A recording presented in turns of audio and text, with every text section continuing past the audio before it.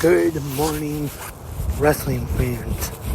Today is Monday, February 13th, 2023. Lance Brock, your host here. Hope everyone had a nice weekend. If you watched that little game last night, hope everyone had a good time.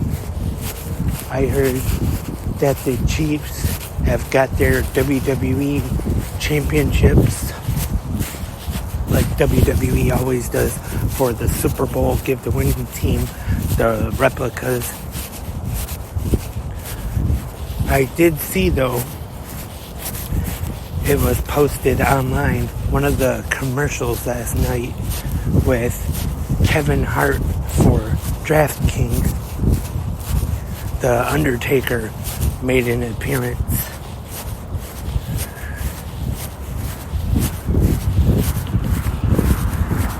I saw that online, and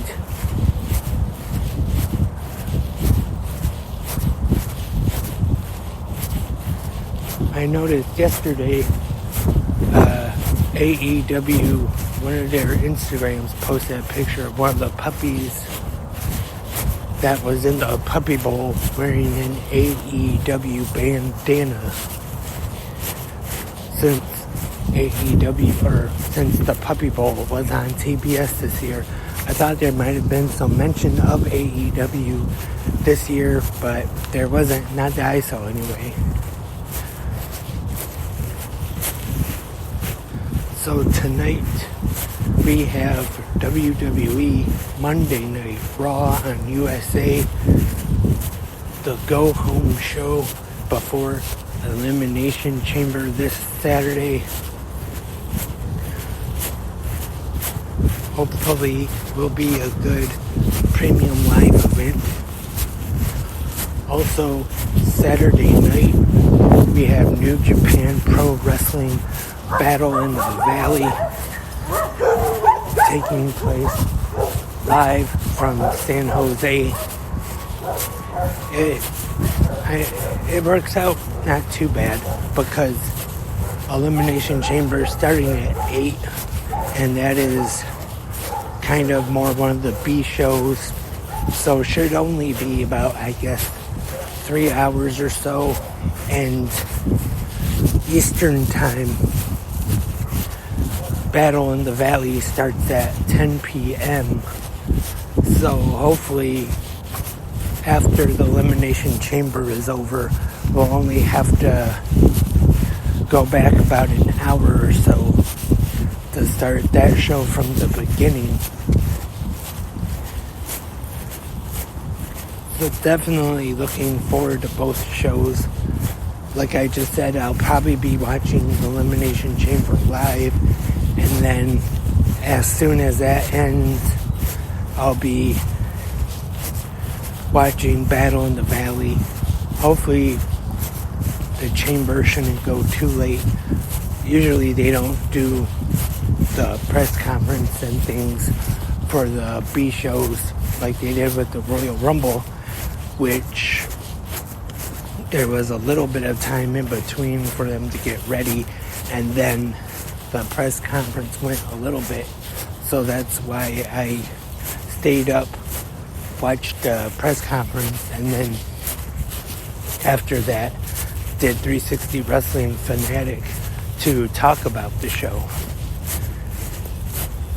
I want to say I finally finished everything and went to bed between 1:30 and 2, I want to say. So hopefully, I'm guessing, might be up till around that time this Saturday with both shows. As I mentioned last week, the big news, or at least big locally news anyway, but I don't know if we could get people traveling here. SummerSlam coming to Detroit at Ford Field. The first SummerSlam since 1993, when it was at the Palace of Auburn Hills. and Lex Luger and Yokozuna in the main event, which really isn't remembered as one of the greatest SummerSlams in WWE history, but I remember, and anybody local listening here in Michigan will know what I'm talking about. Farmer Jack, which was all over here at the time, a grocery store, had a local contest to remember to win tickets, and I definitely entered that, but unfortunately I did not have any luck, was not able to go, so was definitely disappointed by that, but it's something that I have gotten used to because I have tried to win WWE, and going back to WCW, I have tried to win tickets almost every time they have came here to Detroit, but have had no luck.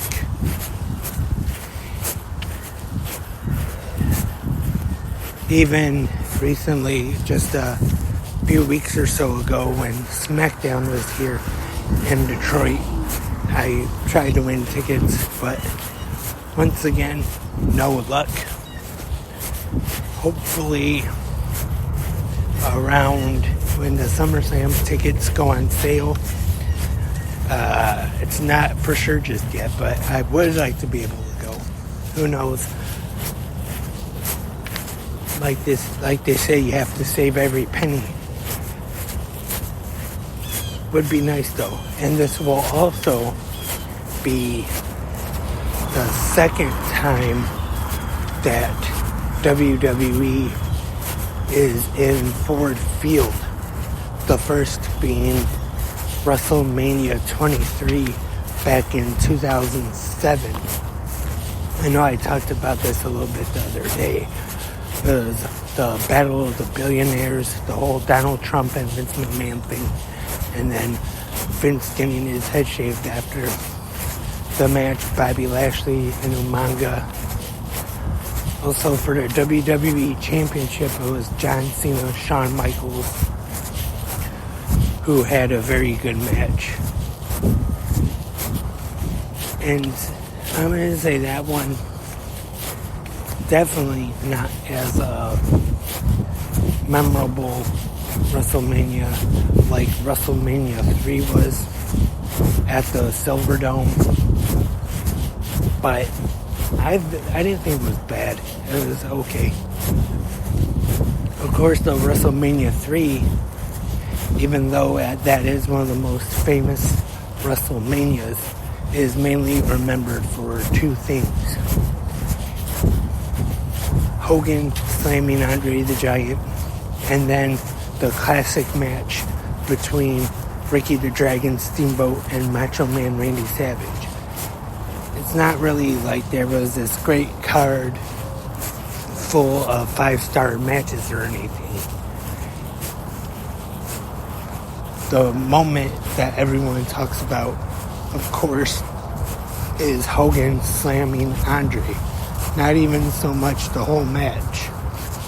It was Hogan slamming Andre the Giant, hitting the leg drop, and getting the win. Of course, the match between Savage and Steamboat for the Intercontinental Championship, everybody talks about. A lot of people say one of, if not the best match in WrestleMania history. Which it's kind of come out that Macho Man wanted that match fully planned out from bell to bell. It, of course, did turn out great, though. And that's all for this episode of GMWF. Thank you, everyone, for tuning in here to Spreaker or wherever else you may be listening.